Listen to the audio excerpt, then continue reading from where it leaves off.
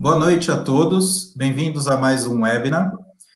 Nesse webinar, nós vamos falar sobre os 6 meses de pandemia, nós já estamos chegando nesse período, e sobre as medidas jurídicas e econômicas que a gente visualizou nesse período aí, desses 6 meses, né?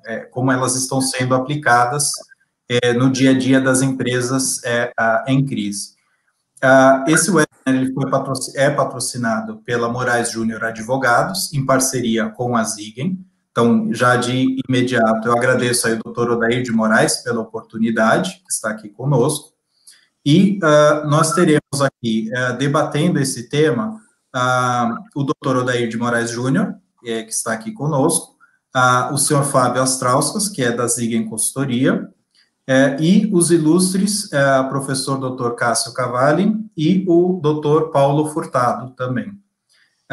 Então, já de imediato, eu queria passar aqui para o Dr. Paulo, para ele falar um pouquinho para a gente sobre alguns pareceres aí recentes, inclusive, sobre a mediação dentro das recuperações judiciais. Inclusive, tem uma decisão recente, né, que o doutor recomenda um mediador para um processo de recuperação judicial.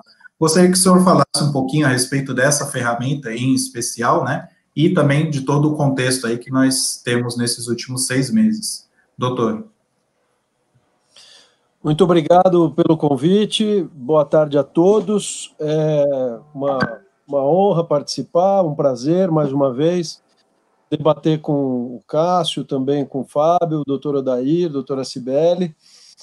Nós estamos completando aí esse semestre de pandemia, de afastamento social e, evidentemente, problemas econômicos decorrentes deste afastamento social. Nós assistimos a graves problemas econômicos em alguns segmentos e, por outro lado, ganhos extraordinários em outros.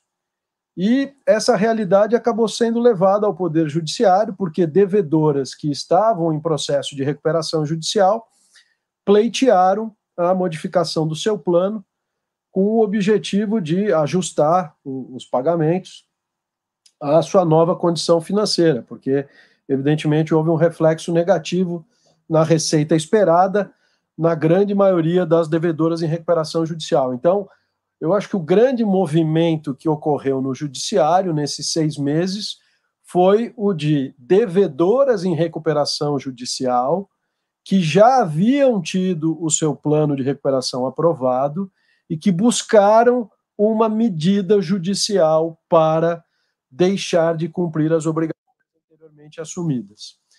Qual me parece que é a postura mais adequada e que por isso foi a que eu adotei? Era não admitir as modificações pretendidas, a não ser que fossem aprovadas pelos credores em Assembleia Geral, de acordo com o nosso sistema legal, que é o sistema praticamente utilizado em todo o mundo, não é? Um sistema baseado na negociação do devedor com os credores. Acho que a medida judicial não poderia ser adotada no sentido de flexibilizar as obrigações do devedor, salvo em situações excepcionalíssimas, havendo risco de prejuízo irreparável. Não é? Claro que se houvesse um risco de prejuízo irreparável, com um pedido de falência iminente e com uma prova inequívoca de déficit financeiro em razão da pandemia, aí sim o juiz pode intervir e conceder uma medida cautelar, uma tutela de urgência. Mas, no mais das vezes, pelo nosso regramento, cabe aos credores examinar essa pretensão do devedor à modificação do plano de recuperação. Então, acho que esse foi o grande movimento enfrentado pelo Poder Judiciário, não só em São Paulo, como nos outros estados.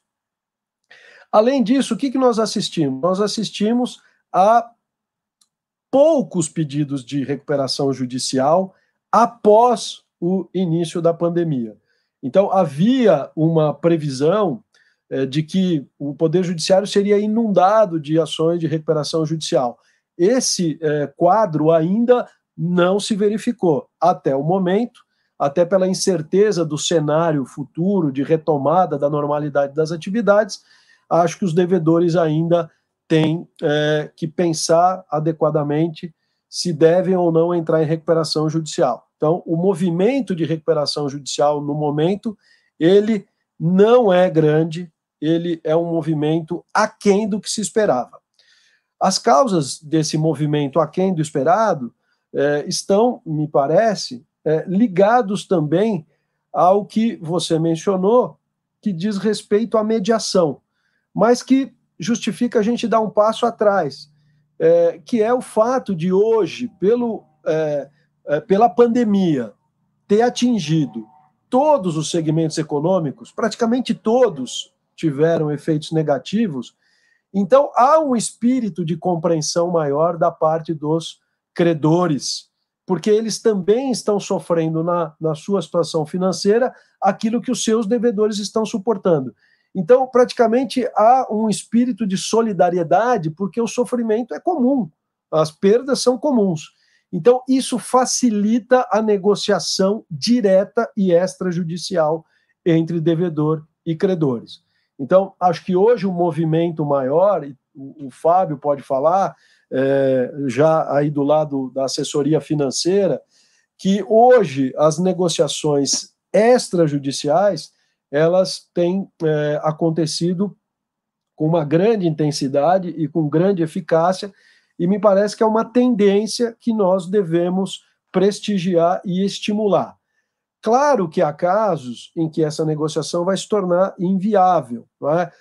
Pode ser que algum credor, de alguma maneira, haja de uma forma desorganizada e queira, então, receber seu crédito e precipite o devedor a um pedido de recuperação. Na recuperação judicial, como nós temos visto nos últimos anos, tem havido muita litigiosidade, e isso, na verdade, não é bom para aquilo que se espera de um processo de recuperação. É ser um processo que coordene de forma os diferentes interesses dos credores e propõe uma solução que seja de interesse deles e também do devedor. Então, a mediação, ela foi introduzida em um processo recente, embora já tivesse sido usada em 2 processos anteriores, ela foi introduzida exatamente para facilitar a negociação do devedor com seus credores. Então, a mediação, ela deve ser vista como mais um ponto de apoio para facilitar que o processo de recuperação atinja os seus objetivos. Os objetivos do processo de recuperação, né, são aqueles que nós conhecemos e que desde 2005 estão lá no relatório do senador Ramos Tebet e que nós vamos repetir agora no projeto de lei, mas a gente precisa colocar em prática, né? Não basta só declarar, tem que colocar em prática. Então, se o objetivo da nossa lei era permitir que os credores decidissem qual empresa é viável e qual é inviável, a viável se recupere e a inviável liquida-se rapidamente, nós temos que criar incentivos para que isso seja feito. Então, a mediação entra aí, um canal de comunicação mais adequado do devedor com seus credores, né? E também para que esses credores possam ter mais voz ativa e possam, afinal de contas, decidir de forma informada. Olha, essa empresa é inviável, vamos para a liquidação, essa empresa é viável, merece se recuperar. Acho que esse movimento em torno da mediação é positivo, a mediação não resolve tudo, mas ela é uma ferramenta boa, mas acho que, por exemplo, no PL 6229, ela está sendo introduzida de uma maneira inadequada. Então, me parece que o PL 6229 está para ser votado hoje na Câmara e ele recebeu um enxerto inadequado do PL 1397. Novamente, está sendo criada uma fase de negociação que passa previamente pelo Poder Judiciário.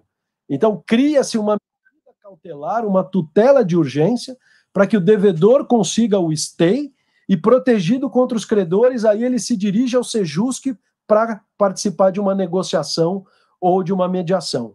Então, por que nós precisamos novamente enxertar num projeto de lei um stay no Poder Judiciário para só depois começar a negociação ou mediação? Nós não precisamos ter o stay decorrente de ato jurisdicional.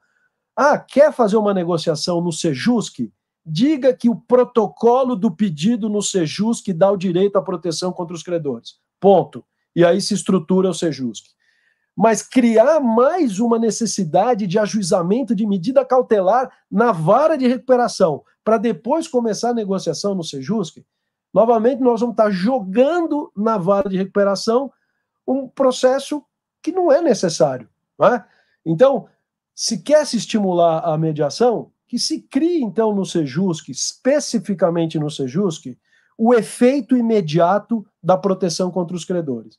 Mas, novamente, a gente querer enxertar um mecanismo que fica parte na mão do juiz, parte na negociação privada ou na negociação extrajudicial, me parece inadequado. Então, essa é a minha fala inicial. Eu já peço desculpas, porque, infelizmente, eu vou ter que sair um pouco antes, como todos já sabem, mas estou aqui aberto para os debates e para ouvir os colegas de painel. Muito obrigado. Obrigado, doutor Paulo, pela explanação. Eu queria já, assim, até pelo fato do doutor ter que sair um pouco antes do final do webinar, eu já queria colocar aqui duas questões aqui que a gente tem já colocadas aqui por quem nos acompanha. Uma delas é com relação à regulamentação desse profissional mediador dentro do processo de uma recuperação judicial. Se o senhor poderia explanar um pouquinho a respeito disso, né? E a outra um pouquinho, até o doutor já falou aqui, que é sobre essa situação atual da pandemia, se ela vai ajudar realmente a gente a fazer uma modificação, uma reestruturação da legislação, que há muito tempo já se vem discutindo, né?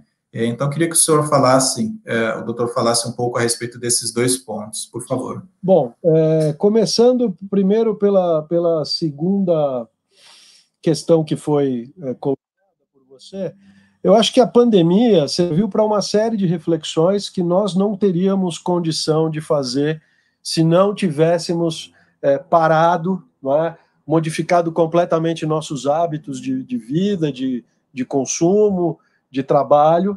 Então, ela serviu para muitas coisas, até, por exemplo, para nós conseguirmos hoje falarmos aqui com pessoas em diferentes locais e para um público grande, e depois eu, por exemplo, vou participar de uma outra aula, não preciso me deslocar até o local e posso conversar a respeito desse assunto. E nós, por exemplo, agora temos oportunidade de trabalhar com os administradores judiciais e, contando também com a colaboração deles, fazer uma série de atos de padronização do procedimento, de relatórios, que vão ajudar o processo a ser mais eficiente. Então, eu acho que também é importante esse momento para que nós possamos refletir como é que nós queremos o processo a partir de agora, não é? Nós queremos um processo que continue assim litigioso, burocrático, ou nós podemos aproveitar para melhorar. E tem servido, inclusive, para nós discutirmos com a Justiça do Trabalho, para nós termos um diálogo um pouco melhor com eles, no sentido de estabelecer que os objetivos são comuns, o poder judiciário é uno, a jurisdição é una, não é? Cada um tem apenas um papel específico a fazer, mas esse diálogo é importante, não é? Também com os procuradores da Fazenda. Eu acho que também recentemente foi proferida uma decisão importante com relação ao pedido de falência pelo fisco, que, embora evidentemente hoje o fisco não vá adotar essa medida como prática recorrente, em razão da pandemia, é evidente, mas o simples fato de se discutir essa tese, como o fisco deve se comportar no processo de recuperação, vai ser importante. As medidas de transação tributária também agora têm sido implementadas. Então, o momento é muito importante para que sejam feitas várias reflexões. O grande problema, né, e outro dia eu escutei um desembargador que foi integrante da primeira Câmara Especializada de Recuperação e Falências do Tribunal de Justiça, portanto, ele compôs a primeira turma em 2005. Quando ele integrou aquele colegiado, ele disse: olha, nós ficamos com receio de tomar decisões que pudessem ser modernosas, mas que pudessem ter efeitos perversos. Então, nós temos que tomar cuidado com esses efeitos perversos das modificações que se pretendem fazer na legislação. Então, nada contra adotarmos bons institutos que tenham sido exitosos no exterior, não é? Mas desde que adequados à nossa realidade. Não é? Não adianta eu querer colocar uma modificação na lei sem ter estrutura adequada, por exemplo, no Poder Judiciário, não é? Sem ter uma mudança de mentalidade no sistema financeiro, sem que os próprios credores e os devedores também tenham uma nova forma de atuar. Então, é uma mudança cultural em muitos campos que tem a ver, que devem acontecer para que as finalidades da lei sejam atingidas. Então, eu tenho muito receio de que modificações legislativas sejam feitas, porque a pandemia está aí, porque devemos tomar medidas emergenciais, mas que possam ter um efeito deletério, um efeito pior do que sem a modificação pretendida. E aqui eu faço crítica, já fiz crítica severa ao PL 1397, que criava uma negociação preventiva que passava pelo judiciário, e novamente se quer fazer uma negociação preventiva passando pelo judiciário. Ao invés de se simplesmente incentivar a extrajudicial, como está lá no PL 6229, né, reduzindo o quórum para entrar em recuperação extrajudicial, né, criando uma redução do quórum para aprovação do plano, portanto, criando estímulos e incentivos para a extrajudicial, agora nós queremos criar uma medida paralela que vai competir com a recuperação extrajudicial. Aí entra com uma cautelar, depois vai para o Sejusc em 60 dias, se não der certo, aí você entra com a judicial ou com a extra, e a gente, né, cria institutos que competem entre si. Então, eu tenho algum receio dessas modificações que têm sido propostas sob o pretexto de que são necessárias em razão da pandemia.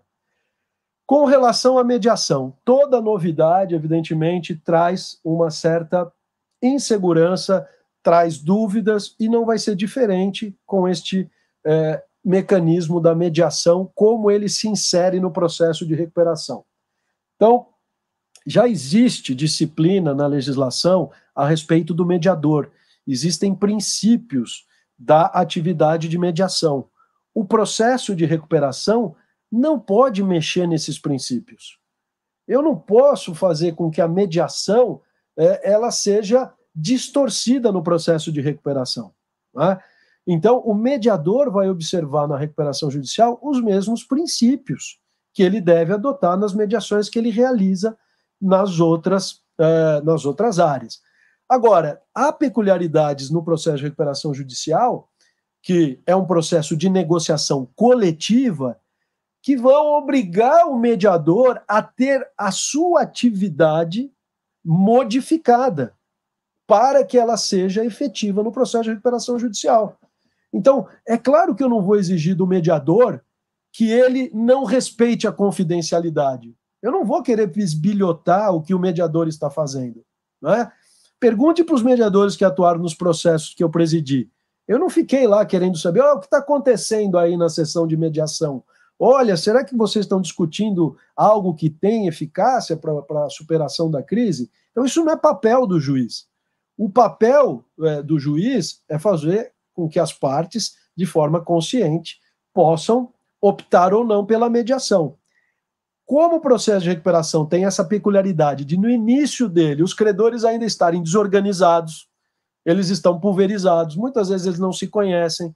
Então, no caso recente, em 2 casos, eu de início nomeei um mediador para fazer a sessão de pré-mediação, que é uma sessão em que ele faz uma introdução dele, mediador, do papel dele no processo, mostra que ele não se confunde com o administrador judicial, ele não é alguém que vai ficar contando as coisas para o juiz, nem para o administrador judicial, ele é alguém para auxiliar a negociação, localizar quais são os interesses dos grupos de credores e permitir que devedores e credores possam chegar num plano mais adequado. Pode ser que o devedor queira negociar diretamente, tenha bons assessores financeiros, tenha capacidade de negociar e diga, olha, a mediação para mim não é adequada, eu acho que não vale a pena, pode ser que os credores também entendam que não vale a pena e o processo de recuperação não terá, naquele caso, sequência com o mediador. Após a sessão de pré-mediação, não seguirá com a mediação. Mas pode ser que devedor e credores vejam algum valor na nomeação do mediador, vejam que ele pode criar um ambiente melhor de negociação e, com isso, queiram prosseguir na mediação. Então, é assim que tem funcionado na prática. Outro problema que, evidentemente, traz um ator adicional no processo é o custo. Então, esse é um ponto delicado. Da mesma maneira que o administrador judicial tem um custo, e não é simples também arbitrar a remuneração do administrador judicial, também não será simples no início arbitrar a remuneração do mediador. Então, no processo de recuperação, de acordo com as peculiaridades, de acordo com a equipe do mediador, de acordo com a extensão daquilo que ele se propõe a fazer na mediação, a remuneração pode ser maior ou menor.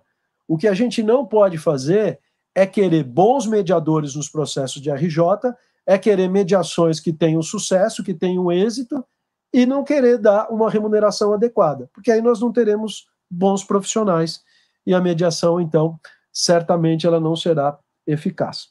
Então, é isso. Ok, obrigado, doutor Paulo.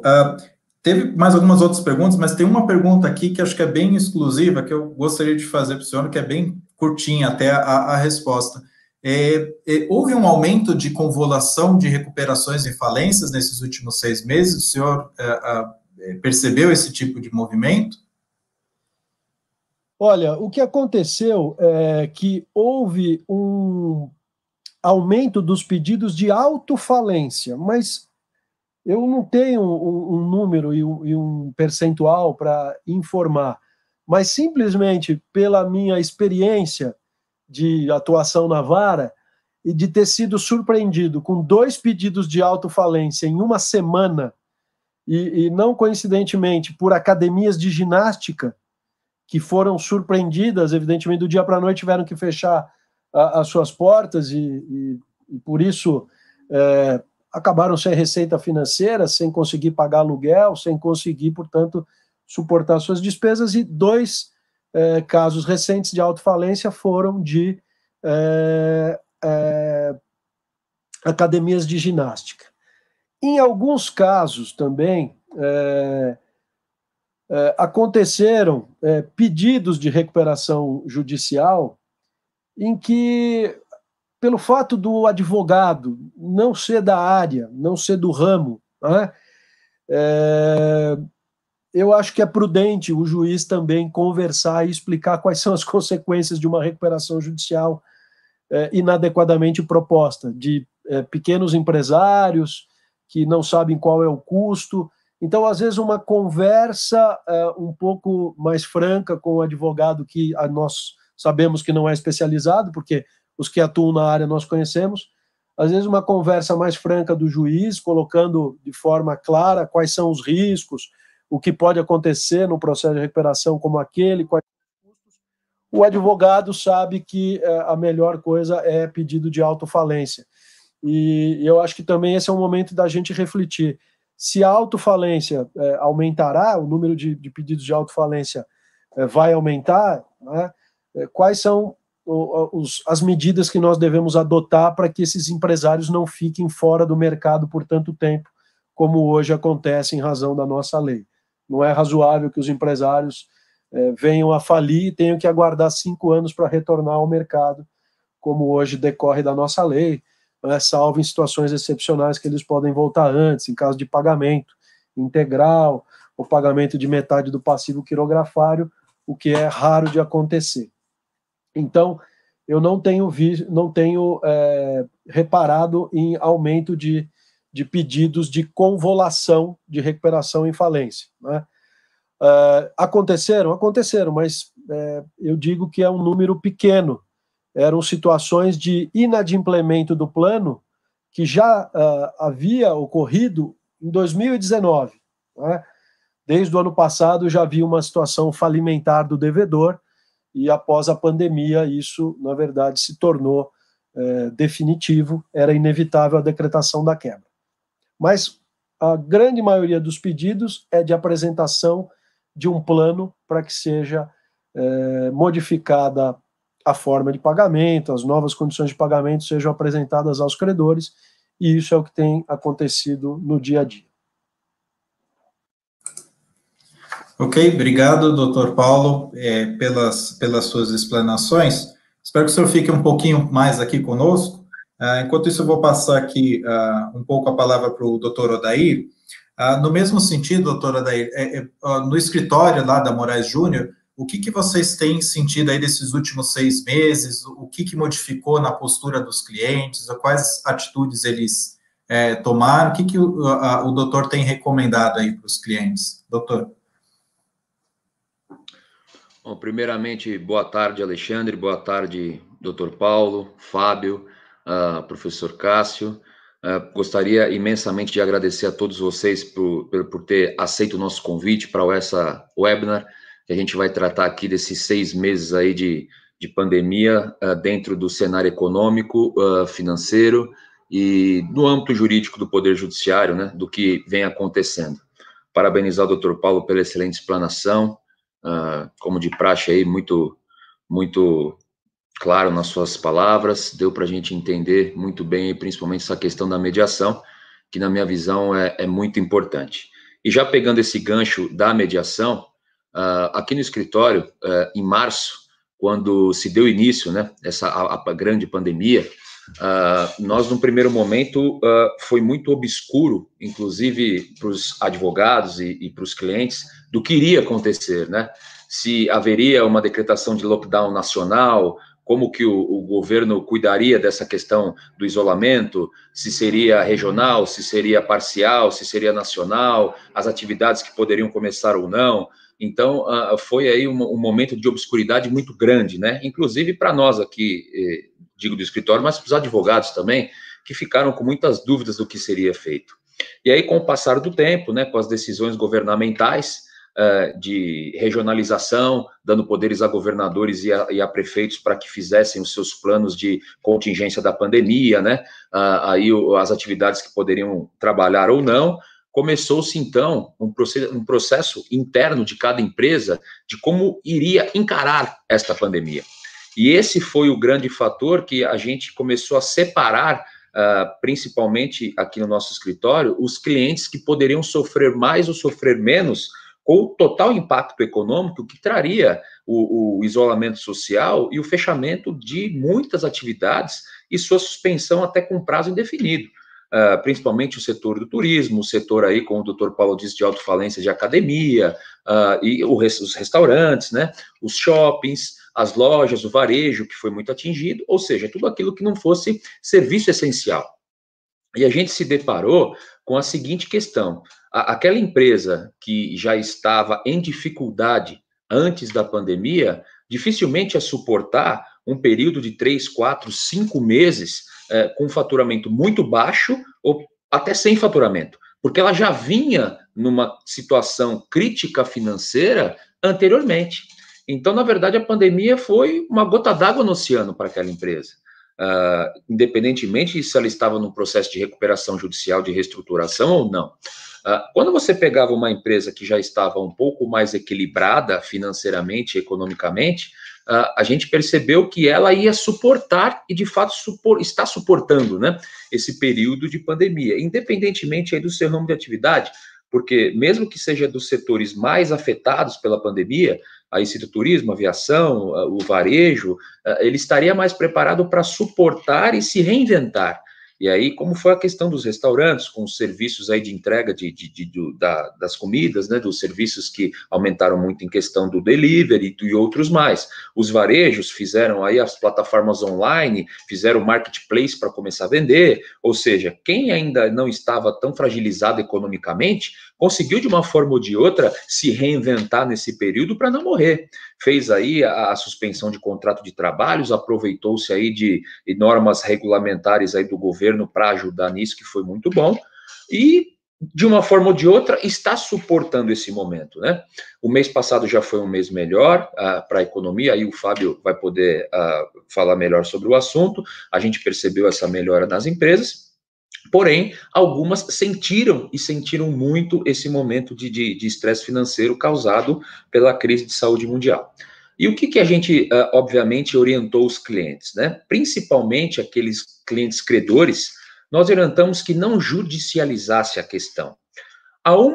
Porque a gente não sabia o que iria até acontecer perante o Poder Judiciário, eventualmente numa ação de despejo, eventualmente num protesto de título, eventualmente numa execução, a postura que poderia ser adotada pelo Poder Judiciário, porque o devedor teria razões jurídicas, inclusive, para tentar justificar uma força maior, alguma outra situação, e conseguir, de alguma forma, contestar e obstar essa cobrança, e você estaria levando mais, digamos, custo, né?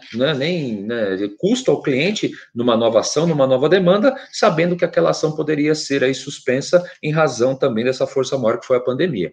Então, diante disso, nós estamos tentando até agora, com os clientes que são credores, o acordo, como diz o doutor Paulo, o acordo extrajudicial. E a gente tem tido muito êxito nisso. Por quê? Porque quem é credor hoje também é devedor na outra ponta. Dificilmente nós teremos hoje um credor que ele não tem nenhum problema financeiro de passivo. Ele pode estar mais equilibrado ou menos equilibrado, mas ele vai ter, nessa roda econômica, nessa roda financeira, ele vai estar nas duas pontas, né? Então, com muita paciência, a gente conseguiu muitos acordos com devedores, bons acordos, alongando este acordo, eventualmente com garantia ou sem garantia, e o cliente credor também percebeu que esse era o melhor caminho, que este também foi a melhor situação, porque ele continuou com um vínculo comercial com esse devedor, o que ele perderia se ele ingressasse e judicializasse a questão, e está recebendo. Como a gente diz, né? É pouco, mas está pingando para ele, né? E está continuando. E a pandemia vai acabar. A crise financeira vai terminar, vai melhorar, como de fato já está melhorando. E esse cliente devedor, ele vai voltar eventualmente a conseguir ser um bom cliente, como era num passado recente ou num passado mais distante, e continuar adquirindo os produtos. Então a gente vem conseguindo bons acordos por parte do credor, evitando realmente a judicialização. Onde que a gente não consegue? Fica mais difícil quando nós estamos do lado do devedor em relação à questão de instituições financeiras, que não tem um programa já aí de suspensão de pagamentos, aí ficou um pouco mais difícil, e o banco, obviamente, os bancos, ele tem tomado aí, até por questão de compliance deles, as medidas jurídicas que eles entenderam por necessárias. Mas o devedor também, por outro lado, teve um apoio muito bom do Poder Judiciário, que entendeu a situação e evitou aí com decisões que, na minha humilde opinião, foram ótimas e perfeitas, evitando muitas vezes o despejo, evitando muitas vezes aí o protesto de títulos por conta de inadimplência, entendendo a situação econômica mundial e que não poderia simplesmente tratar da mesma forma como seria tratado sem a pandemia. Então, eu acho que o Poder Judiciário teve um papel, está tendo um papel muito importante, que ele está de uma forma bem incisiva, conseguindo fazer esse controle. E também percebendo os casos de abuso, porque muitas vezes a empresa pode nem precisar deixar de pagar alguma coisa, mas ela também tenta aí, digamos, se locupletar dessa situação para deixar de pagar. E o Poder Judiciário consegue perceber, e aí sim ele tem das decisões não concordando, né, e exigindo aí o cumprimento da obrigação.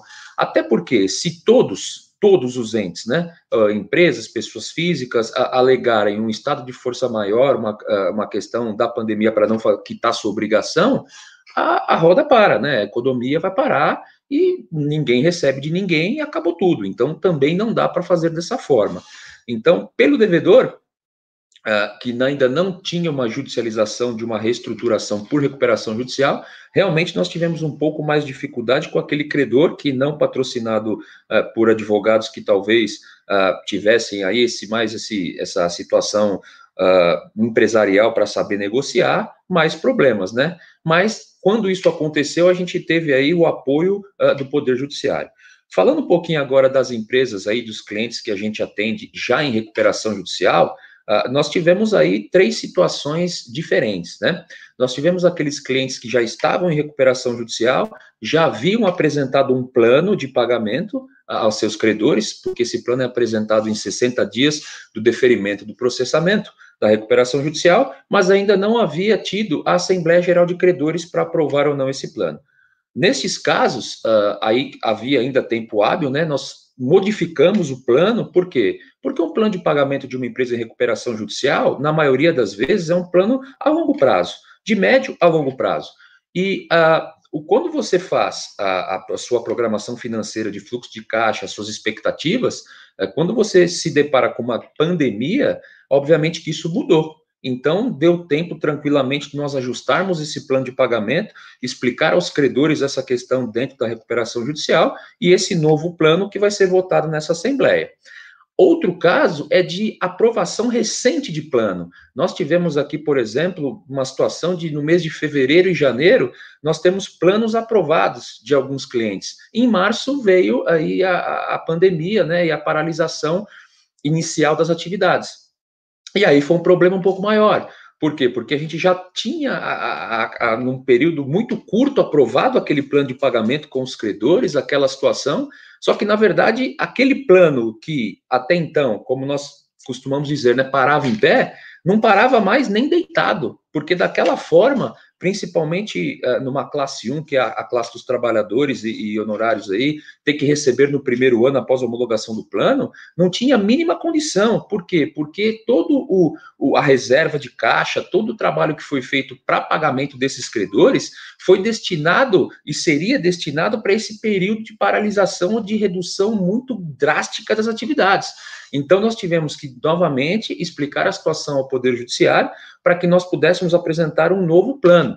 E como bem disse o Dr. Paulo, na maioria dos casos, tanto pelos juízes especializados das varas, inclusive, que o Dr. Paulo preside, como de outras comarcas menores que não possuem a especialização dos juízes para falência e recuperação judicial, nós tivemos decisões favoráveis nesse sentido, de poder apresentar um novo plano, mas que ele seja novamente submetido à apreciação dos credores, para que os credores votem e aí sim digam se sim ou não concordam com aquele novo plano a ser aprovado. E aí a situação que nós tivemos a maior dificuldade, que era a situação do plano já aprovado e nós na fase de pagamento, ou seja, o plano foi aprovado em 2019 e estamos aqui no primeiro ano, que seria o primeiro ano para pagamento da classe 1. Inclusive, isso foi objeto de uma decisão do Tribunal de Justiça, que eu vou até rapidamente explicar aqui, que foi divulgado aí nas mídias. Então, nós estávamos com esse cliente em recuperação judicial, no prazo de pagamento dessa classe 1, faltavam mais ou menos aí 4 ou 5 meses para esgotar o período de 12 meses após a homologação do plano para quitação da classe 1, e aí chega o mês de março com a pandemia. Esse cliente, ele é da área de transportes, ele trabalha com transportes, né? Não tem problema nenhum falar aqui para citar bem o caso para os colegas. E ele já havia pago uma parte dessa classe 1 até mais ou menos esse 5º mês que restava desse primeiro ano, só que de repente acabou o setor dele. Por quê? Porque o transporte simplesmente terminou, porque não havia o que se transportar. Não havia mais serviço na linha de transporte. Ele ficou plenamente estagnado no mês de abril e no mês de maio. Com isso, nós fomos até o juiz do caso, explicamos a situação e apresentamos que até tínhamos uma reserva de caixa, mas essa reserva de caixa se destinava para o pagamento da classe 1 restante. Só que o pagamento dessa classe 1 restante, a empresa teria que utilizar para continuar se mantendo nesse período de estagnação de faturamento zero de abril e 10% de maio, e não sabíamos o que aconteceria em junho, em julho, em agosto, ou seja, até o final do ano. Esse dinheiro teria que ser colocado na própria empresa, e que nós precisaríamos apresentar um novo plano para uma nova votação em assembleia, para uma nova deliberação. E para aqueles clientes, aqueles credores que já receberam, obviamente que ficariam fora disso. Nós tivemos uma decisão favorável em primeira instância, porém, um dos trabalhadores que estava nessa classe 1 apresentou um recurso ao Tribunal de Justiça, e aqui também vai aí com todo o respeito à posição dos desembargadores, até porque foi uma decisão unânime, né, uma decisão colegiada. o tribunal simplesmente entendeu que não caberia, de forma nenhuma, uma nova assembleia neste caso, ou uma nova apresentação de plano, que, inclusive, sob pena de quebra, a recuperanda deveria pagar essa classe 1.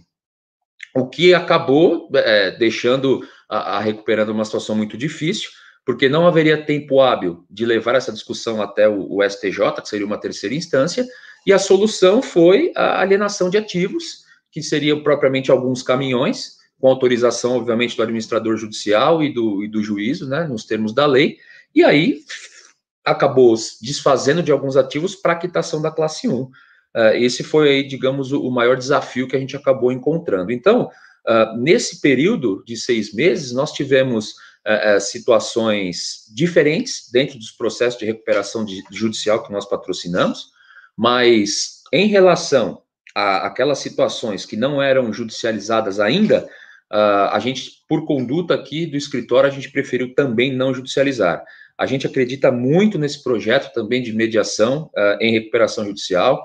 Aí eu concordo com o Dr. Paulo sobre a crítica ao projeto quando traz uma pré-mediação de novo, judicial de novo, para a gente falar mais do mesmo. Eu também acho que tinha que ser uma coisa um pouquinho mais direta.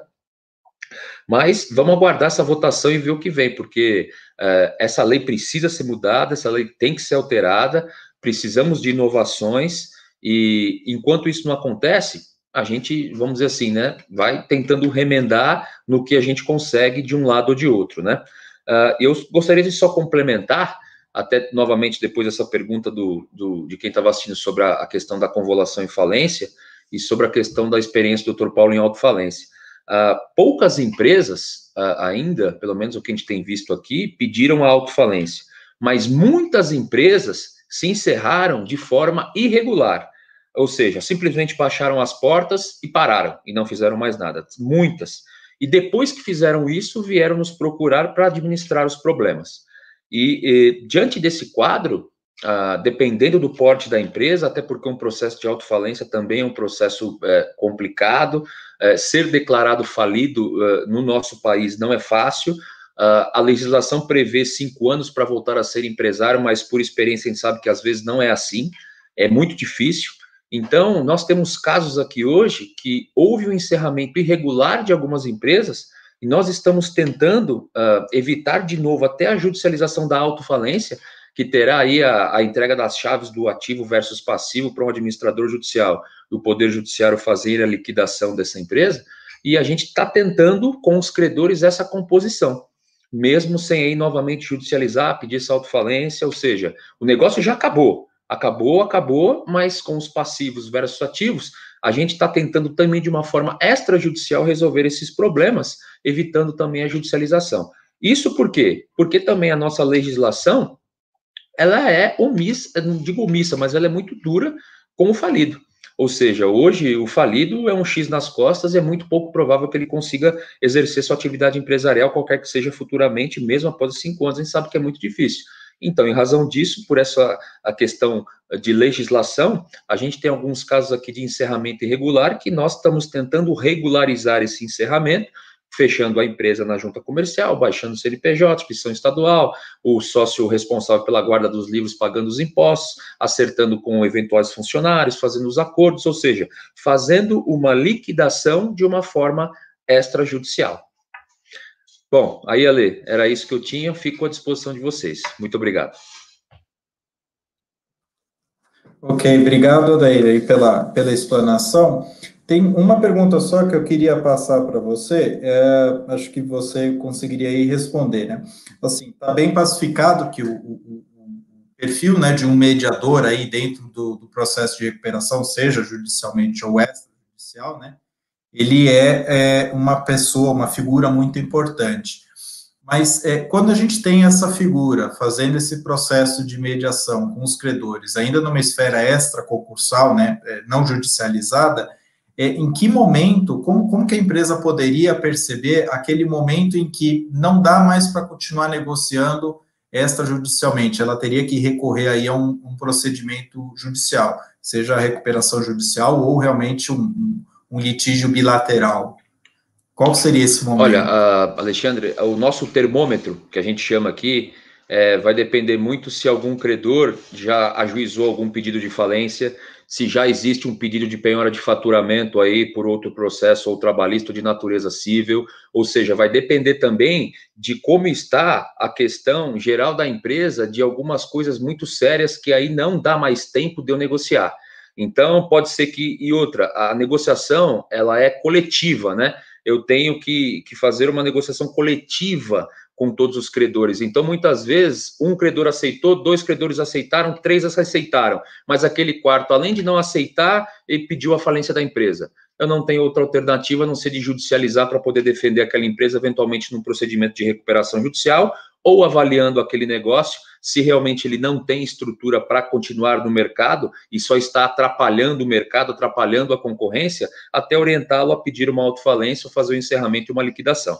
Então, o termômetro, quando você está numa negociação de passivo, de uma questão até pré-processual, o momento vai ser justamente quando os outros credores, digamos, aceitem ou não essa condição, e quando você se depara com uma situação insustentável, que seria um pedido de falência, ou até mesmo aí essa questão de penhora de faturamento ou coisas do tipo. É nesse termômetro que a gente vai se pautando, né? E, obviamente, do percentual de aceite que você tem. Se a gente tem lá de 100% dos credores em 30, 60 dias de trabalho, a gente não conseguiu nem 30%, nem 20%, a gente vê que não dá, que aquele devedor não traz nenhuma confiança aos credores de uma forma amigável, de uma forma extrajudicial, aí eu vou ter que partir realmente para uma judicialização, para um processo de reestruturação em âmbito judicial. Ok, obrigado, doutora Adair, aí pelas explanações. Só antes da gente prosseguir aqui, quero dar uma pausa rapidinho aqui, só para agradecer a presença do Dr. Paulo. Infelizmente vai ter que nos deixar, e eu queria dar aí uns 2 minutinhos aí para o Dr. Paulo, para ele fazer alguma consideração final antes de nos deixar. Acabo de ter a informação que ele já saiu aqui, acabou saindo. Não, está aqui conosco ainda. Eu quero agradecer o convite, eu achei muito importante participar, uma pena que eu não posso ficar, ouvi o Cássio, ouvi o Fábio, mas já tive a oportunidade de ouvir o doutor Adair, e muitas das coisas que ele falou, eu acho que ele está muito certo, né, de como deve ser hoje o comportamento do profissional que atua nessa área, de como tem enfrentado essas dificuldades dos processos de recuperação. Então, eu agradeço mais uma vez, quero saber depois se existe a possibilidade de ouvir o restante do nosso webinar, e aí se vocês puderem me encaminhar depois o acesso, eu gostaria para mais uma vez ouvir o nosso amigo Cássio, diretamente de Americana, e também ouvir o Fábio, que também está aí do lado da assessoria financeira, e é muito importante também a gente ouvir quem cuida dessa parte de reestruturação financeira das empresas. Um grande abraço a todos e muito obrigado. Abraço. Até logo. Obrigado, doutor Paulo. Bom, já respondendo a própria pergunta do doutor Paulo, né, esse webinar vai ficar gravado, né, do YouTube, aí vai ficar disponível, obviamente, para todos aí, e pode ser assistido e compartilhado aí futuramente.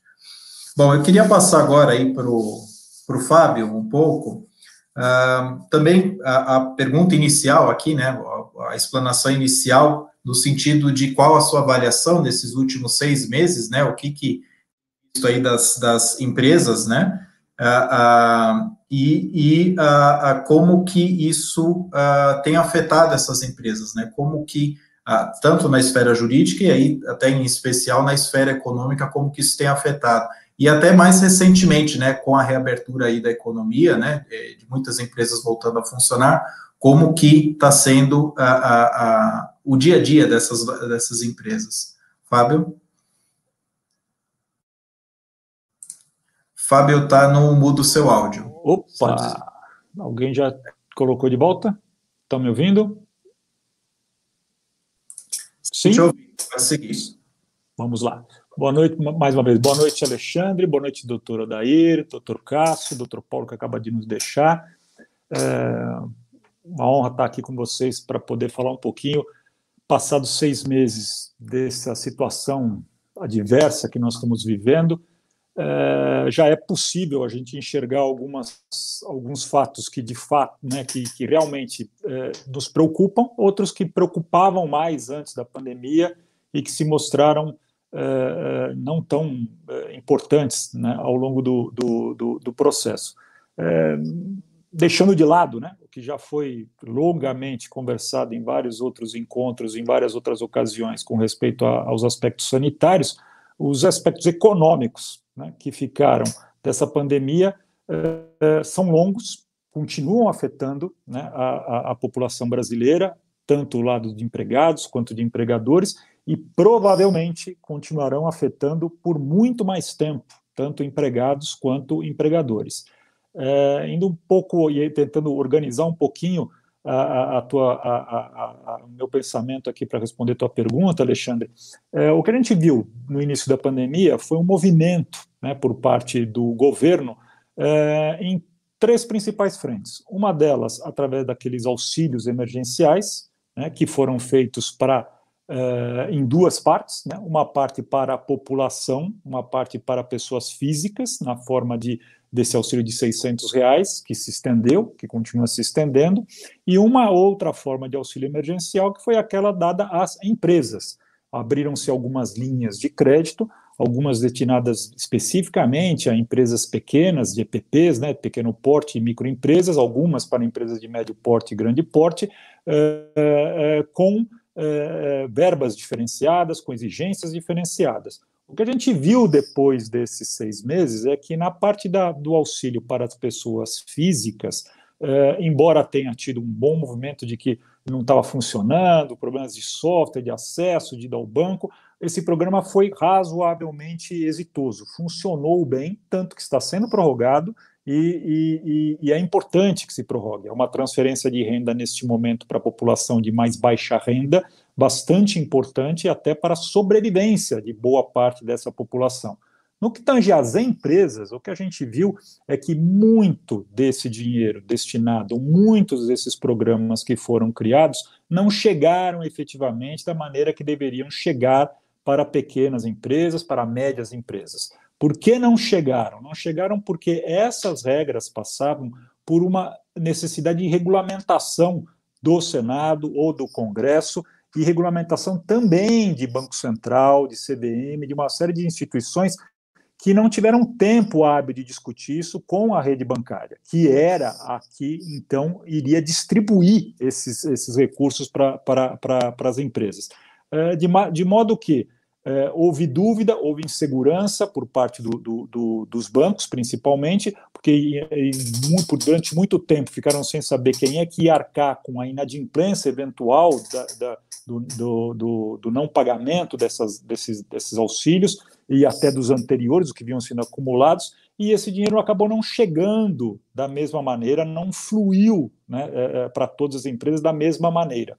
Aquelas que tinham, e perversamente, aquelas que tinham melhores balanços, que tinham mais condições ou estavam menos expostas à crise, foram aquelas que puderam acessar esses benefícios mais rapidamente do que aquelas que mais necessitavam, aquelas que já passavam por crise, aquelas que estavam desorganizadas ou aquelas que se desorganizaram rapidamente durante a pandemia. Essas tiveram pouca chance de conseguir obter, e até agora, né, de obter boa parte desse auxílio emergencial na forma desses empréstimos subsidiados ou garantidos em parte pelo governo. Então, esse primeiro grupo é essa ressalva. Uma segunda linha que o governo logo fez foi a de buscar preservação de empregos. O que a gente viu passados 6 meses? Também aí houve um resultado razoavelmente positivo nisso, né, ao flexibilizar a jornada de trabalho com redução de salários, e inclusive essa medida provisória foi estendida agora recentemente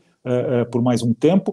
A gente viu que efetivamente uma boa parte de postos de trabalho não foram eliminados, empresas mantiveram esses postos de trabalho, seja com redução salarial e consequente jornada de trabalho, e isso, é óbvio, né, diminuiu um desemprego potencial. Porém, né, essas medidas serão medidas emergenciais, transitórias, que durarão durante o estado de emergência, no máximo, e se não for prorrogado, até dia 31 de dezembro, e que preocupam para 2021. Né? Passado essa etapa desse subsídio, dessa flexibilização que o governo promoveu, empresas terão que encarar a dura realidade, né, de reduzir postos de trabalho. Provavelmente, e tudo indica, passado esses 6 meses já há essa expectativa de que a partir do ano que vem o desemprego será bastante importante, alcançará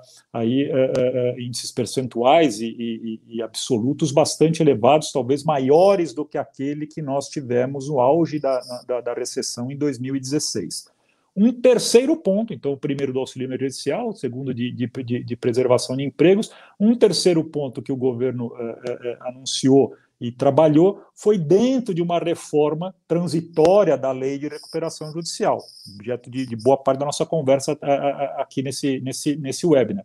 E, neste caso, não houve avanço ainda. Nesse caso, houve a aprovação na Câmara dos Deputados do PL 1397, ele foi para o Senado, já foi para o Senado há bastante tempo, nós estamos falando, acho que mais de 2 meses, está parado lá no Senado, e ele precisa ser regulamentado para que possa alcançar algumas empresas que estão, e como disse aí, né, doutora Dair e doutor Paulo, já em situação de crise, ou já experimentavam uma situação de crise anterior, seja porque já estavam em recuperação judicial, seja porque adquiriram incapacidade e estado de insolvência durante esse momento de pandemia, e que precisarão recorrer a uma recuperação judicial num molde específico, que é o que está sendo apreciado lá no Senado.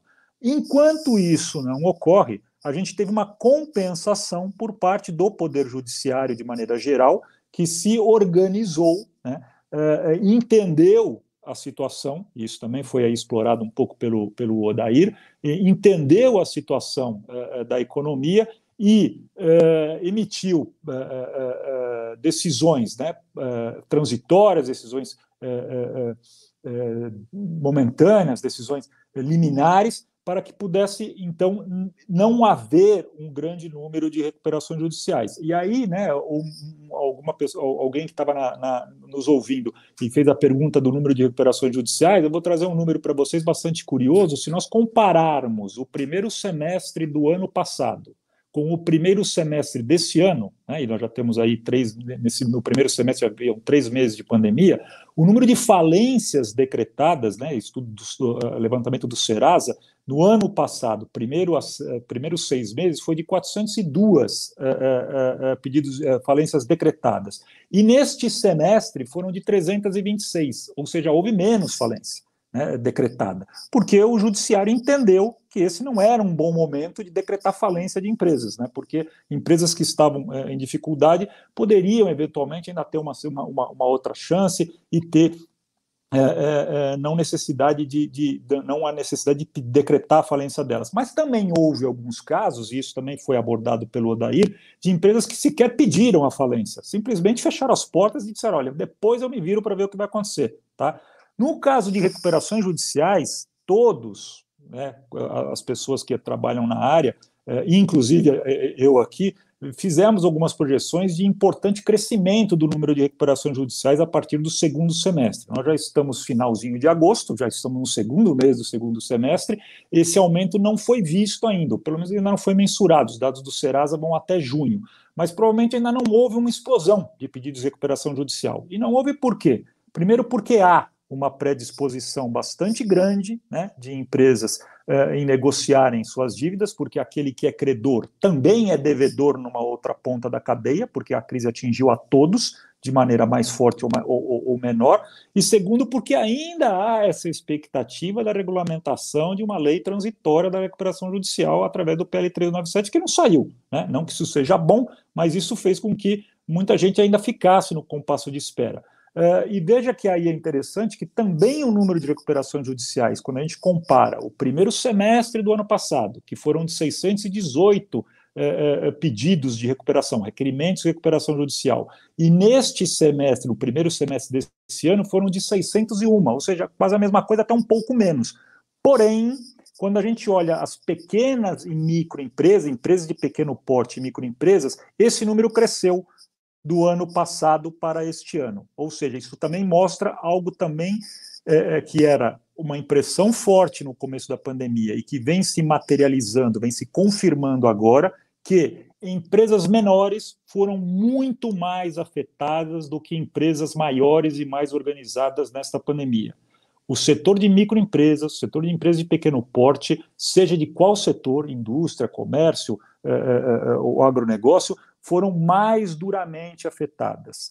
E essas empresas, isso já foi dito, são as grandes geradoras de emprego, são aquelas que movimentam a economia, né? E são aquelas que também acabam adquirindo o produto das grandes empresas. Portanto, há uma tendência de concentração de renda, né, de concentração de riqueza para os próximos meses e para o ano que vem, e isso vai ter um reflexo importante, né, no perfil de consumo, né? Então, assim como a gente, nos anos de 2004, 2005, quando houve um fortalecimento do Bolsa Família e a classe C e D ascendeu, né, a classe D e E ascendeu para um nível de renda maior e pôde consumir produtos, né, de maior valor agregado, este movimento contrário acontecerá a partir de agora, né? Então, aquelas empresas que cresceram, né, empresas de varejo, vestuário, alimento, né, bens de consumo, que cresceram em cima da classe C, da emergente classe C, né, e que veio durando ao longo do tempo e que sofreu já em 2016 por conta da crise, essas empresas terão ainda mais dificuldade, provavelmente, no ano de agora no segundo semestre de 2020, principalmente para 2021. Então, quais são as projeções que a gente pode fazer com passado esses 6 meses de crise? Primeiro, pequenas empresas, microempresas, empresas de pequeno porte continuarão sendo mais afetadas com a crise. Primeiro ponto. Segundo ponto, aquelas empresas que destinam seus produtos, que destinam a sua produção a atender a classe C, essas também terão mais dificuldade, porque esta classe C está encolhendo, e encolheu muito abruptamente, dados mostrados recentes do início dessa semana já apontam isso, crescendo há cerca de 14 milhões de pessoas que caíram da classe C para a classe D e E, tá? Dados bastante crescentes, 3,8 milhões de lares, né? A pesquisa é mais específica nesse sentido. Então, isso é muito importante para que a gente possa visualizar qual né, os passos que serão dados pelos empresários a partir do final dessa pandemia do ponto de vista sanitário. As consequências econômicas serão, infelizmente, mais extensas, né? Ou felizmente, né? Porque é bom que a sanitária seja a mais curta possível, né? Vamos também pensar dessa maneira. Mas, infelizmente, do ponto de vista econômico, nós vamos ter um período de dificuldade maior para poder ultrapassar. Mas o fato, né, e aí eu devolvo para você, Alexandre, mas o fato de que a pouca capacidade do governo, neste momento, de poder bancar, de poder puxar como uma locomotiva uma volta de crescimento, porque o governo tem um déficit grande, tem uma dificuldade de arrecadação, tem uma necessidade de reforma tributária que não consegue entrar num consenso, e também, neste momento, passa a ter uma dificuldade de consenso com relação ao papel político e econômico do governo na área social, entre um pensamento mais liberal, liderado pelo ministro da Fazenda, ou um pensamento mais assistencial, como é o que parece ter agora a presidência da República. Ok, obrigado, Fábio, aí pela explanação. Eu queria só acrescentar aqui 2 perguntas. Uma é com relação a essas linhas de crédito, né, que, como você bem observou aí em todo o contexto que nos passou, elas não chegaram principalmente, né, para as micro e pequenas empresas, né?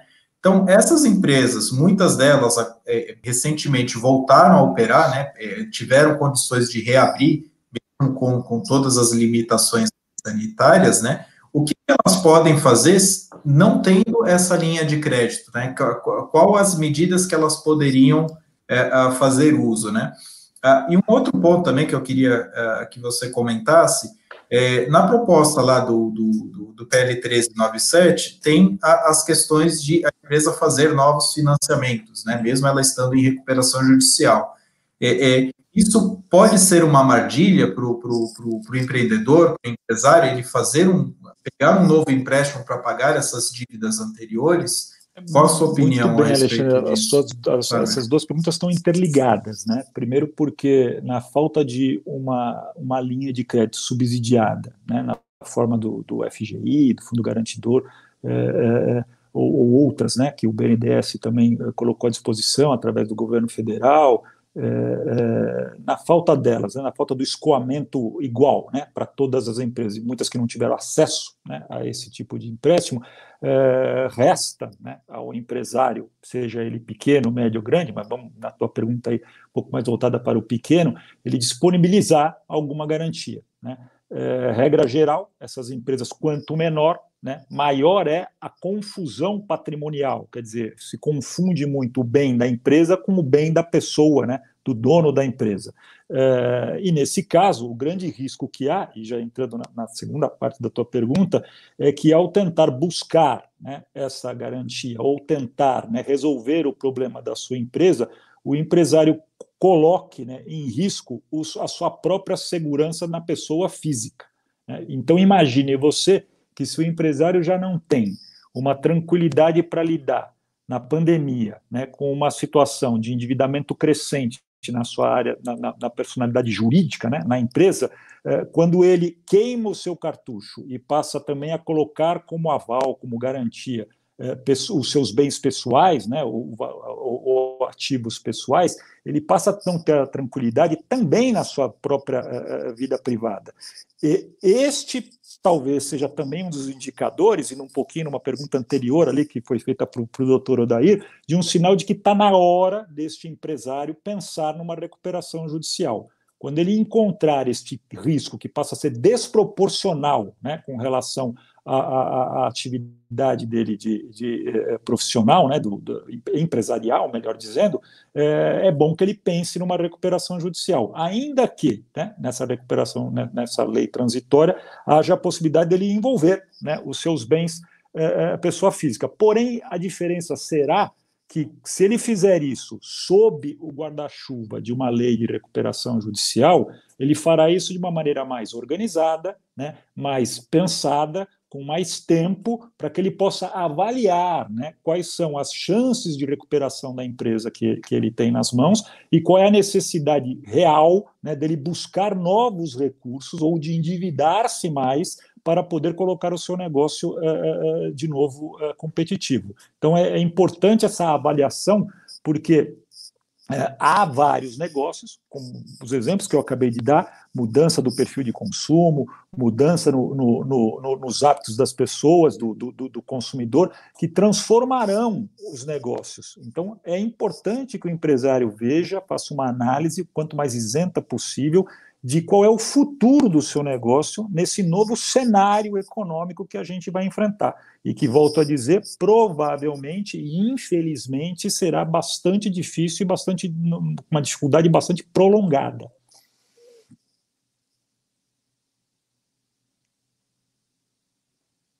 Por toda isso.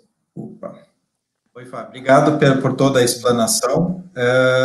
Eu quero passar agora, então, para o doutor Cássio, professor Cássio, também, se puder falar um pouco aí a respeito do que tem visto, né, nesses últimos 6 meses, e até estenderia um pouco aí, que eu sei que o doutor acompanha bastante, né, as questões aí de modificação da lei, de propostas e tudo mais, também dá um parecer a respeito de tudo que está sendo discutido aí, que está por vir, né, possivelmente, né, de alteração nas legislações de reestruturação de empresas. Professor, por favor, doutor. Bom, boa noite a todos. É uma alegria estar aqui, é uma honra poder estar aqui, né?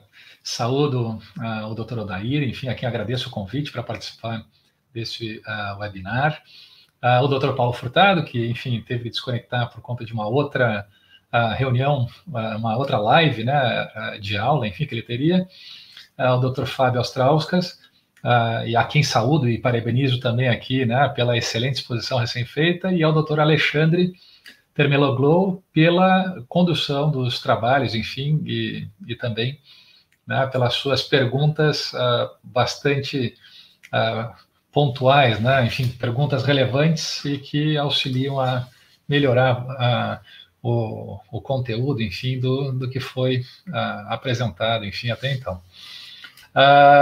E eu adorei até agora todas as exposições e todas as apresentações, né, foi realmente muito proveitoso, muito produtivo, e eu vou, então, seguir, né, de alguma forma, vou aproveitar tudo que foi dito pelo Fábio, pelo Odair, pelo Paulo, enfim, que foram intervenções realmente muito ricas, né, para puxar, né, para o lado aquilo que o Alexandre falou sobre processos legislativos de alteração da lei de falências e de adaptação da lei de falências para enfrentar a Covid, né. E aqui eu vou destacar dois aspectos muito importantes, eu acho, que foram destacados pelo Fábio, pelo Odair, enfim, e pelo Paulo também, né, que é basicamente o seguinte: existe uma preocupação muito grande, né, uma preocupação acentuadíssima com tentar deslocar a reestruturação da empresa, todas as iniciativas de reestruturação da empresa, para um momento anterior ao processo. Então, por exemplo, aqui o Dr. Paulo, enquanto juiz da segunda vara, falava sobre a importância de uma mediação antes do início de um processo de recuperação judicial. O Dr. Odair destacava a importância de se fazer avaliações e ter conversa entre devedores e credores, com concessões mútuas, porque talvez o momento, né, não seja o momento de judicializar as disputas, enfim. E o Fábio também, né, fazendo uma apresentação, como poucas vezes eu vi, né, uma leitura do ambiente econômico e situando essa leitura, jogando as empresas para pararem para pensar o que vai acontecer na frente, quais são as suas projeções e, portanto, dadas essas projeções, o que podem fazer para se reestruturar, para tentar melhorar a sua estrutura de capital, a sua estrutura de endividamento, enfim, e o que não devem fazer, enfim, né, pontuou aqui, por exemplo, evitar misturar aqui patrimônio pessoal com patrimônio da empresa, enfim, né, e garantias pessoais, e assim vai. Ou seja, existe um deslocamento, uma preocupação, então, em pensar como a gente pode reestruturar empresas antes de chegar na recuperação judicial, né, antes de ter que fazer um pedido judicial. E esse é um movimento global, né, um movimento que se vê ao redor de todo o mundo. Idealmente, nós vamos ter que resolver, e há maior eficiência, enfim, em que se possa resolver problemas de estrutura de capital e de endividamento, enfim, em negociações privadas, com desinvestimento de ativos, com reperfilamento de dívidas e por aí vai. Claro, também melhorando a gestão do negócio, né, enfim, tentando eliminar ineficiências na gestão do negócio e por aí vai. E se tem falado muito sobre mediação, qual o papel da mediação, né, nessa negociação. Mas eu não vou abordar aqui as discussões sobre mediação. Eu vou abordar aqui um tema que não é abordado nas discussões e que aí depois eu peço ao Fábio, inclusive, né, que vem aqui para complementar e para corrigir, se for o caso, enfim, mas se tem visto um movimento aqui, né, um aumento de operações de M&A, de fusões e aquisições de empresas. Por que razão isso? Porque muitos mercados vão ter, sem dúvida, a redução de demanda por mudança, por exemplo, de capacidade de consumo de consumidores, que passam da classe C para a classe D, e, portanto, uma redução de demanda, há uma modificação também em ganhos de escala, então vai ter movimentos de concentração horizontal, para que as empresas possam, concentradas, ter uma maior escala e uma maior eficiência, portanto, no custo de produção. Algumas empresas vão ter problemas porque seus distribuidores vão ter insolvência, ou seus fornecedores podem ter problemas de estrutura de capital, então pode ter aquisições aqui com integração vertical para cima e para baixo, enfim, já que meu fornecedor pode eventualmente quebrar, eu posso comprá-lo para eu continuar fabricando o insumo de que eu necessito. E também é possível que haja aquisições, fusões e aquisições por outras razões, como, por exemplo, certas empresas que estão muito alavancadas, enfim, que não conseguem se reestruturar, podem se tornar alvos para aquisição por terceiros que podem ter maior fôlego financeiro e interesse em tocar aquele negócio, enfim, capacidade de injetar capital para reestruturar e seguir tocando aquele determinado negócio. E, portanto, há movimentos aqui de M&A, crescentes, e esses M&As, muitos vão envolver reestruturações de dívida, workouts, enfim, para que se chegue em estruturas de capital que sejam sustentáveis e que façam sentido. E o interessante é que esse mercado, e eu sei que a Ziggen, por exemplo, trabalha muito com reestruturações privadas e com operações de aquisição juntamente com reestruturação de dívida. Isso aqui é a reestruturação privada antes de chegar na recuperação judicial. Isso aqui é muito mais importante do que mediação, enfim, e do que outras ferramentas que têm sido faladas. E daí a pergunta que fica é, mas e o que nós estamos fazendo em processos legislativos para melhorar as condições para operações de M&A e para operações de workouts, aqui, reestruturações de dívida? Será que o projeto de lei 6229, que está cuidando de reformar a lei de falências e de recuperação, trata sobre isso de alguma maneira? A resposta é não. Há um silêncio sepulcral, constrangedor a respeito da matéria. E mais do que isso, as regras vigentes da lei de falências, que dizem respeito a essas operações de M&A e de workouts, são regras velhíssimas, têm quase 100 anos, é um copia e cola de leis passadas que não foram reformadas, isso está na lei de falências atual, enfim.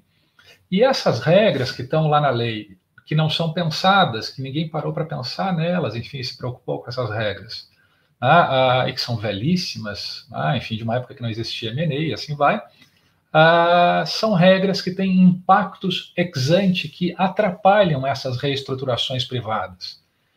Exemplo aqui, certos atos que são praticados privadamente podem, em caso de uma falência, ser desconstituídos, desconsiderados. Em direito chama de hipótese de ineficácia de certos atos perante massa falida.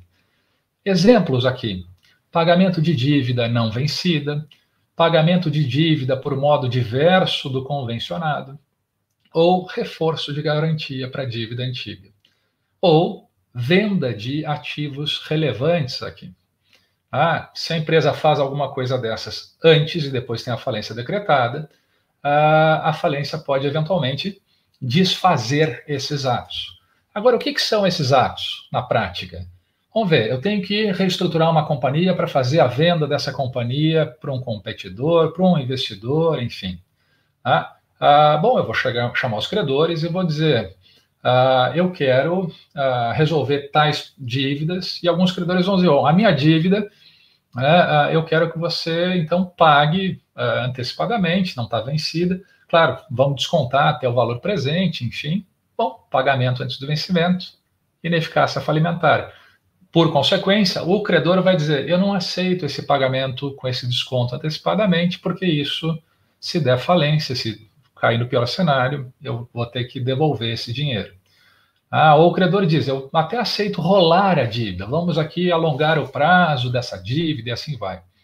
Para melhorar o fluxo de caixa da empresa. Mas, para tanto, por exemplo, bancos precisam, por questões de regulação bancária, pedir reforço de garantias. Nesse caso, a garantia não vale em caso de falência. A mesma coisa, se vender ativos importantes para monetizar e ter liquidez, bom, quem comprou o ativo pode ser obrigado a devolver o ativo em caso de falência. Ou seja, essas regras, então, que estão na lei de falências, atrapalham negociações anteriores a um possível processo de falência, enfim, e criam uma profecia autorrealizável, uma crônica da morte anunciada, que é a empresa não consegue negociar sua reestruturação de dívida, os seus desinvestimentos com venda de ativos e, enfim, operações M&A, e daí a empresa engripa e é levada para a recuperação judicial e para a falência. Quer dizer, no final das contas, então, a gente acaba forçando a empresa a ir para um caminho menos eficiente, né, que tem maiores impactos reputacionais, maiores custos associados, maior perda de valor e tal. Eu creio que seria muito importante que nós pudéssemos parar para refletir sobre como as regras de recuperação e falência criam impactos ex ante em operações de reestruturação privada de dívida, enfim, e operações de M&A. Se nós fizermos isso, nós estaremos prestando já um grande serviço para que o mercado possa, em operações de M&A, de workout, enfim, reestruturar empresas e viabilizar desinvestimentos que, de outra maneira, vão acabar, enfim, tendo que ir para a recuperação judicial, para a falência e assim vai, o que não é desejável. Além disso, eu concordo aqui com a leitura tanto do Paulo quanto do Fábio.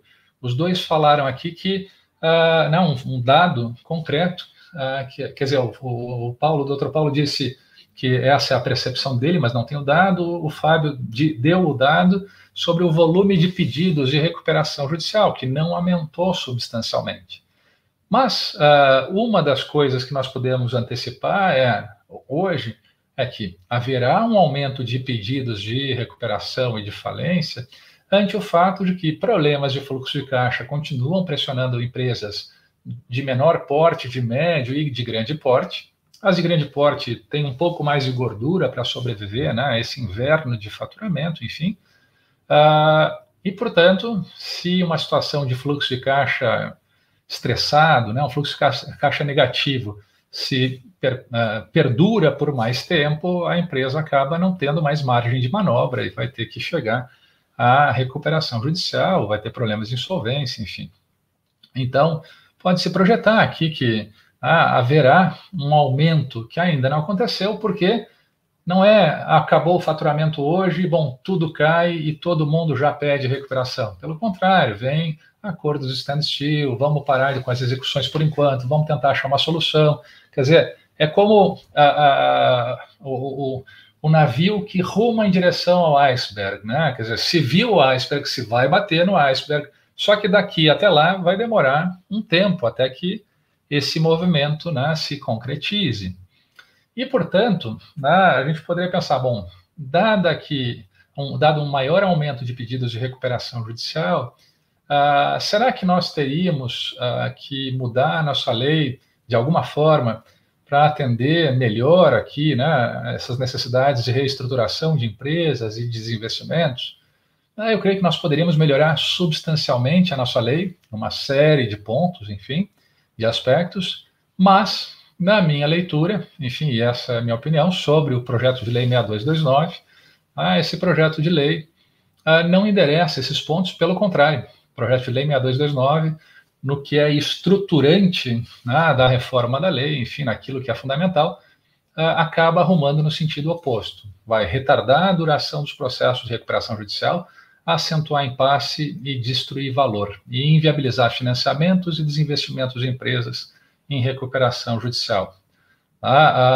Existem coisas boas no projeto? Existem aqui, ali, enfim, mas se a gente conjuga todas as disposições do projeto, e aquelas mais, cuja conjugação são, vamos dizer, é mais relevante, a gente vê que os resultados desse projeto vão ser muito, muito nefastos para a reestruturação de empresas. E, por conta disso, na minha leitura, enfim, eu creio que nós não deveríamos passar esse projeto de lei. É melhor que a gente confie na atuação dos tribunais, então, a atuação de assessores financeiros, de advogados, advogadas, juízes, juízas, enfim, para, enfim, resolver os problemas que forem se manifestando nos casos concretos, à medida em que esses problemas forem se manifestando. O judiciário foi muito eficiente quando a lei de falências foi promulgada em 2005, muito rapidamente.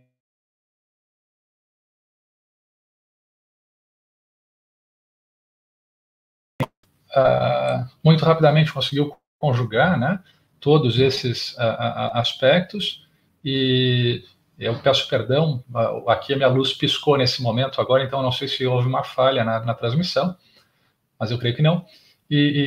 Então, talvez nós devêssemos deixar de lado esse projeto, enfim, e confiar na atuação de assessores financeiros, assessores jurídicos, magistrados, magistradas, enfim, para enfrentar os problemas e construir as soluções nos casos concretos. Enfim, então, é o que eu registro aqui nesse momento, e já de novo agradecendo, né, tanto a atenção de toda a audiência, mas como o convite do Dr. Odair, enfim, para participar desse debate hoje. Obrigado, doutor Cássio. Realmente deu uma piscadinha aqui, mas sem prejuízo aí, deu para acompanhar todo o raciocínio. Eu tinha aqui duas perguntas, eu vou modificar um pouquinho uma delas aqui, até por toda a explanação que foi feita. Hoje tem basicamente dois projetos aí tramitando, né? Tem o 6229 e o 1397, né? Tem pontos positivos e negativos em ambos, né? Por toda a tua fala, você entende que precisaria, na verdade, não um terceiro, mas sim uma mescla dos dois, talvez, extraindo o que tiver de melhor dos dois, talvez, para uma recuperação, né? Para uma alteração da lei, né? Se é esse o contexto, né, que você entende. E um outro ponto, assim, uma questão também de flexibilização da própria lei, né? Por exemplo, vou citar um exemplo aqui, né? O caso da Cândido Mendes, né? Que teve uma decisão um pouco diferente, até por uma interpretação diferente da lei, né? Qual a sua ideia? Seria refazer todo esse projeto de leis? Você entende que é esse o caminho que deveria ser feito? E qual o seu ponto de vista quanto a essas flexibilizações que têm sido feitas, né, na legislação aí, em leituras paralelas, né? Eu acho que são... Eu vou abordar aqui por três frentes diferentes, né? A pergunta é muito relevante. A primeira é sobre casos concretos e como os tribunais, enfim, ao enfrentarem esses casos concretos, decidem e adotam novos entendimentos sobre a lei de falências, novas interpretações, enfim. E isso foi feito desde o início da vigência da Lei 11.101 de 2005. Basta pensar as discussões sobre a prorrogação do prazo de suspensão de 180 dias. A lei diz que é improrrogável o prazo, a jurisprudência foi construindo um entendimento e com muita velocidade, enfim, segundo o qual se pode prorrogar esse prazo. Enfim, então é a jurisprudência, no caso da Cândido Mendes, uma associação pode pedir recuperação judicial, ainda que não seja uma sociedade empresária. A tendência é que se amplie, enfim, o acesso à recuperação judicial, e no caso da Cândido Mendes, se deferir o processamento da recuperação judicial. Então, esses aqui são ajustes pontuais. Quando se vai falar sobre a reforma da lei, com frequência, os debates acabam se concentrando em pontos da lei. Se vocês pegarem o PL 6229, os trabalhos de reforma desse PL já vêm de 2016, quando o Ministério da Fazenda nomeou um grupo de trabalho para reformar a lei. Depois, o projeto desse grupo de trabalho foi para a Procuradoria da Fazenda, Casa Civil, Congresso, e já está há 4 anos, mais ou menos, tramitando, vamos dizer, em trabalhos legislativos, enfim, preparatórios do legislativo e tal. E muita gente boa interferiu aí. Tem imensos grandes juristas e especialistas e advogados, advogadas, magistrados, magistradas, professores, assim por diante, que participaram desses debates e deram contribuições muito relevantes. Mas parece que muitas pessoas, dando contribuições pontuais, não conseguem atingir um resultado global coerente. Por que razão? Porque, como você falou, por exemplo, será que só empresas podem pedir recuperação ou associações podem? Isso aqui já é imenso de um tema. E daí as contribuições estão lá, não, pode pedir associação, não pode, é produtor rural, não é, enfim. E daí tem já toda uma disputa focada nesse ponto. Mas esse é um ponto no meio de um conjunto muito maior, de uma concepção maior. Depois você vai discutir um outro ponto, mas pode ter credores apresentando plano ou não. Daí tem outros especialistas que vão lá e debatem, e daí, quer dizer, não tem uma concepção global por detrás da elaboração do texto. O resultado, então, é que a gente tem uma colcha de retalhos, e se a gente parar para ler o projeto de lei tal qual, o 6229, né, tal qual ele se encontra no Congresso hoje, e a gente começar a ligar os pontos, a gente vai ver algumas coisas assustadoras, uma ausência absoluta de norte, e que é marcada pelo DNA do projeto, que foi basicamente o seguinte: no início do projeto, a Procuradoria da Fazenda Nacional fez uma série de contribuições, puxando a brasa para o seu assado, enfim, tentando resolver os problemas que a Procuradoria da Fazenda enfrenta na recuperação judicial, e são vários problemas, e são problemas relevantes. Mas, basicamente, o que fez a Fazenda? Disse basicamente o seguinte, que nada do que é feito na recuperação judicial vai valer se a Fazenda não for protegida e paga. Ou, noutras palavras, quaisquer medidas de alocação de ativos, alocação eficiente de ativos, mantendo como uma operação igual em concern debaixo de um mesmo controle, vendendo como operação para um novo controle, ou liquidando e vendendo fragmentadamente ativos e assim por diante, dependendo onde se obtém o maior valor e preservação, enfim, de valor, e de interesses sociais também. Nenhuma dessas decisões vai valer se o valor obtido por essa alocação eficiente não for distribuído de acordo com certas regras que privilegiem a fazenda. Ou seja, o que está fazendo... qual é a lógica aqui por detrás dessa iniciativa que foi da Fazenda? Disputas distributivas entre credores e acionistas, quem vai ficar com que pedaço, com que fatia do bolo, geram impasses que impedem a alocação eficiente de ativos. Resultado, é um abraço do afogado, é o abraço da morte. E, portanto, a empresa entra em recuperação e agora diz, eu preciso vender ativos, desinvestir para ter liquidez. Ou, eu preciso vender tudo, como a GM fez no início do seu processo de recuperação judicial nos Estados Unidos. Vendeu marca GM, desenho industrial, contratos, plantas, tudo na largada do processo. O que acontece? Os credores, os acionistas, enfim, numa disputa distributiva, dizem, eu não vou autorizar isso aqui, eu vou recorrer, eu vou disputar, eu vou fazer com que esse processo se arraste o máximo, porque eu só aceito a venda do ativo se eu ganhar mais e antes. Então, a gente gera impasses distributivos que impedem a alocação eficiente. O que o projeto faz? Ele reforça esses problemas. Ele dificulta desinvestimento, enfim, e cria procedimentos que eu não vou entrar no detalhe aqui, mas que são ineficientes e que geram impasses insuperáveis, destrói valor em caso de venda, e os procedimentos que funcionavam como venda de UPI vão por água abaixo. Sabe por quê? Porque tem dispositivos no projeto, e, enfim, tem vários que eu vou mencionar só dois aqui, que dizem o seguinte, que se no final das contas a venda de ativos em plano de recuperação judicial caracterizar alguma liquidação substancial de ativos da empresa, seja o que for, o juiz pode convolar a recuperação em falência, caso em que todos os atos vão ser desfeitos e os credores que receberam pagamentos vão ter que devolver os valores. Então, agora, quem for comprar uma empresa numa UPI vai dizer, peraí, mas se depois essa briga distributiva continuar e tiver falência, eu vou ter que devolver os ativos que eu adquiri? E os credores vão ter que devolver os valores que receberam? Vocês acham que alguém vai aprovar um plano, qualquer que seja, que diga, você vai receber, mas talvez você tenha que devolver?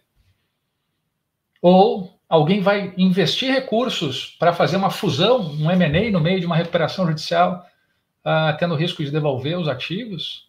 Enfim, não, claro que não. Ou seja, no final das contas, o projeto de lei 6229, por uma série de razões, enfim, e de dispositivos, acentua esses impasses que vão prolongar indefinidamente os processos de recuperação judicial enquanto plataformas de sobrevivência de impasses insuperáveis que conduzem à destruição de valor e à ausência de recovery por credores, por acionistas e ausência de proteção de interesses de stakeholders como fornecedores, empregados e assim por diante. O projeto de lei, então, apesar de ter, se a gente olhar, enfim, dispositivos separados, esse aqui tem regras interessantes, tem coisa boa aqui, tem coisa boa ali, tem uma série de pontos, enfim, que individualmente a gente vai olhar e são interessantes, mas se a gente pegar pontos que não são tão bons assim, e a gente começar a conectar e tentar ver qual é a visão global desse projeto, qual é o DNA do projeto, a gente vai ver que esse projeto não tem uma concepção consciente, voluntária e expressa sobre o que a gente quer fazer aqui, qual é o rumo e, portanto, quais são as medidas que a gente vai tomar para perseguir esse rumo. E tem um DNA implícito que começou fiscalista, acentuando impasses distributivos que impedem a alocação eficiente de ativos, depois fez uma limpa nas referências fiscais, enfim, e agora só acentua esses impasses distributivos que impedem a alocação eficiente. E, portanto, se o projeto de lei 6229 for aprovado pelo Congresso Nacional, primeiro pela Câmara dos Deputados, depois pelo Senado, enfim, vai prestar um grande desserviço às empresas brasileiras e aos stakeholders, financiadores, fornecedores, empregados e tal, de empresas brasileiras. Essa ausência de uma concepção, de alguém para e pensa, vamos ver qual é o objetivo, o que precisa ser feito para atingir esses objetivos, enfim, se vê também no fato de que o PL, mesmo depois de 4 anos de trabalhos, de muitas contribuições e de grandes profissionais, enfim, fazendo as suas contribuições, está repleto de erros de português, tem vírgula entre sujeito e verbo, erra conjunções, por exemplo, usa expressões tecnicamente muito erradas, mas assim, tristemente erradas. Chama créditos garantidos com garantia real, ou créditos que tem uma garantia real, de créditos gravados por ônus real, por garantia real. Parece até um penhor de crédito, então, enfim. Quer dizer, tem esse tipo de erro depois de 4 anos. Tem uma série de pegadinhas lá que virão à tona, se esse projeto for aprovado, e acreditem, o cenário não é nada alvissareiro, não, pelo contrário, a gente está lidando aqui com um assunto muito importante. A gente precisa conseguir rapidamente viabilizar reestruturações de empresas, desinvestimentos, financiamentos e assim por diante. É isso que a gente tem que fazer, e a começar por incentivar M&As e workouts, enfim, reestruturações privadas, e o projeto não toca nas regras que poderiam facilitar essas operações de M&A. Depois, em recuperação judicial, a gente tem que facilitar também financiamentos, desinvestimentos, reestruturações de dívida, assim por diante. O projeto piora todas essas medidas necessárias, enfim, e não assegura que se consiga fazer rapidamente isso, implementar a alocação eficiente rápida de ativos em recuperação judicial. Pelo contrário, dificulta o ambiente de negociação, acentua problemas de empty core, de um núcleo vazio da negociação, que leva a uma eternização de uma negociação que nunca chega ao final. Enfim, ou seja, esse PL, na minha leitura, ele é marcado por um DNA tácito, que acentua impasses distributivos e impede a alocação eficiente, e piora a disciplina atual que nós temos da recuperação judicial. E, portanto, eu diria que, se eu pudesse, enfim, aqui, escolher, se fosse me dada essa opção, eu diria, eu confio muito mais na nossa jurisprudência, na atuação dos tribunais, na atuação de todos os profissionais que têm construído a recuperação judicial de empresas na prática, nesses últimos 15 anos, enfim, do que nesse projeto propriamente. Obrigado, doutor Cássio. Realmente, assim, tem que ter uma lei eficiente, eficaz, simples, de entendimento e sempre trazendo aí uma segurança jurídica, Isso que todo mundo deveria ter em mente aí na hora de fazer a nossa legislação, Bom, a gente está indo aqui para o final. Eu tenho só uma pergunta que acabou escapando. Eu queria passar essa pergunta aqui para o doutor Odair, antes da gente ir aqui para as nossas considerações finais. é uma pergunta, diz o seguinte, aquelas empresas que têm, por exemplo, as salas de cinema, né, aquelas empresas que tiveram impedimento de funcionar, né, um credor pode pedir a falência já direto dessa empresa, mesmo ela estando impedida, né, por algum mecanismo governamental de funcionar, e o que essa empresa poderia fazer para sanear uma situação dessa? A doutora Odair?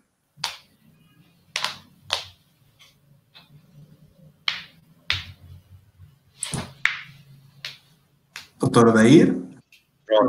Estou atirando do mudo aqui. Bom, vamos lá. Na verdade, o credor vai poder pedir falência nos termos do artigo 94 da Lei 11.101 e seus incisos, né? Pela impontualidade, por execução frustrada, outros pontos ali. Creio que a pergunta seja direcionada a um setor específico, como exemplo, aí, como as salas de cinema, realmente ficaram impedidas de funcionar por um período. Se não me engano, elas já estão aí com protocolos para serem reabertas ou já estão abertas em alguns locais, mas o credor, pela impontualidade de um pagamento, ele poderia sim requerer a falência, desde que ele faça ali os requisitos formais, né? O protesto do título e tudo mais. Neste momento de pandemia, como a gente está dizendo, né, até por questão de força maior, não seria prudente para o credor tomar uma medida destas, né? Juridicamente possível? Sim, mas creio que de fato não seria o melhor caminho, até porque o judiciário, como eu disse, ele também tem protegido, né, os eventuais devedores por conta dessa pandemia, entendendo toda a situação, e acredito eu que não seria o melhor caminho. O que essa empresa deveria fazer é, num primeiro momento, verificar quais são os seus passivos, né, verificar as suas possibilidades de reestruturação, eventualmente verificar o que vem de retomada do seu negócio daqui para frente, né, e tentar fazer uma reestruturação desses passivos.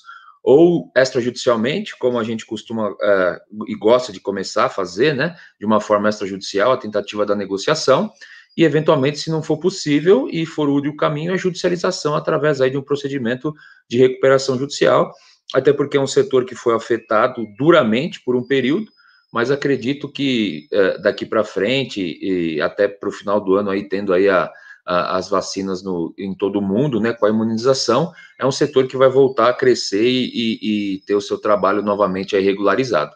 Mas, em suma, ele poderia pedir a falência sim, juridicamente, não acredito que seja o melhor caminho, e creio que essa empresa deveria começar a pensar numa reestruturação, procurar os seus credores, tentar composições, e se não tivesse outro caminho, aí sim, por último, uma judicialização com a recuperação judicial. E aproveitando aqui, Alexandre, já deixando aqui os meus cumprimentos a você, os meus cumprimentos ao Fábio, os meus cumprimentos ao professor Cássio, excelentes as explanações de todos, aprendi muito, foi muito bacana mesmo, agradeço a todos vocês, todos estão de parabéns, a doutor Paulo, infelizmente, teve que sair, mas também foi muito bom, foi muito proveitoso. Para vocês terem ideia, nós estamos há quase 2 horas aqui conversando e passou muito rápido, então quando a hora passa rápido é que o papo tá bom.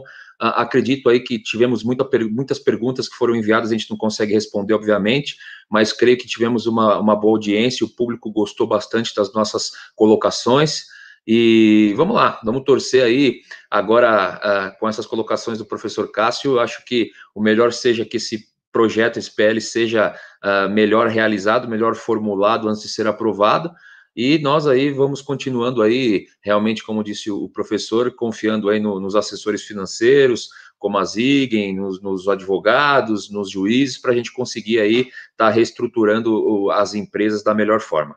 Muito obrigado a todos. Eu queria passar também aí para o Fábio e para o doutor Cássio também, dar as considerações finais aí. Então, começa com o Fábio aí, depois o doutor Cássio finalizar. 2 minutinhos aí. Também... Tirar do mudo, Fábio. Opa, acho que é alguém aí que controla, né? Saiu do mudo? Opa, estou lá. Sim. Bom, então, rapidamente, só agradecer mais uma vez, doutor Odair, ao doutor Paulo que já saiu, o doutor Cássio só colocando, fazer uma observação final com relação a esse movimento de consolidação de empresas. Essa é uma característica bastante interessante e importante, e provavelmente nós veremos, sim, como foi dito aí por você, Cássio, esse movimento de consolidação. Não há como sustentar tantas empresas com o mesmo mercado menor, né? Com o mercado ainda. Então, elas de alguma maneira, ou uma vai comprar a outra, ou vão se juntar. A consolidação é uma consequência desta crise. Então, encerrar, agradecer a todos vocês que nos ouviram, que tiveram essa paciência de nos ouvir por quase 2 horas, e espero que tenham aproveitado. Muito obrigado e boa noite. Doutor Cássio. Bom, enfim, foi um privilégio, foi um prazer poder participar desse debate aqui. Adorei todas as exposições, aprendi muito com todas as exposições e, enfim, agradeço a toda a audiência e espero que tenha sido proveitoso. Certamente nós teremos muito trabalho pela frente. Então, aqui eu desejo a Zigen, ao escritório da doutora Daíra, enfim, que possam desempenhar com a maior competência possível, com o maior gás possível, as suas tarefas, enfim, de assessorar empresas e encontrar soluções que protejam valor, que possam preservar interesses, enfim, porque eu acho que vai ser um trabalho coletivo, vai ser um trabalho de assessores financeiros, de advogados e assim por diante, que vai viabilizar que as empresas brasileiras consigam se reorganizar e possam voltar a uma normalidade, possam voltar a ter um caixa sustentável, enfim, possam gerar valor e gerar benefícios a colaboradores e demais stakeholders. Enfim, então, muito obrigado a todos, enfim, e devolvo ao Alexandre, né, a palavra. Ok. Bom, obrigado aos três, né? Ao doutor Paulo também, que já nos deixou aqui. Quero agradecer também meu nome a todos os participantes e convido vocês aí todos a seguirem nas redes sociais aí a Moraes Júnior Advogados, a Zigen Consultoria, o doutor Cássio também, que também é bem atuante aí nas redes sociais, né? Que com certeza vocês vão ficar antenados aí de conteúdos aí, muito rico, né? Muitos bons conteúdos, né? E também ficar antenados aí com os nossos próximos webinars, né? Isso aí, agradeço a todos, uma boa noite, até a próxima. Boa noite. Foi ótimo.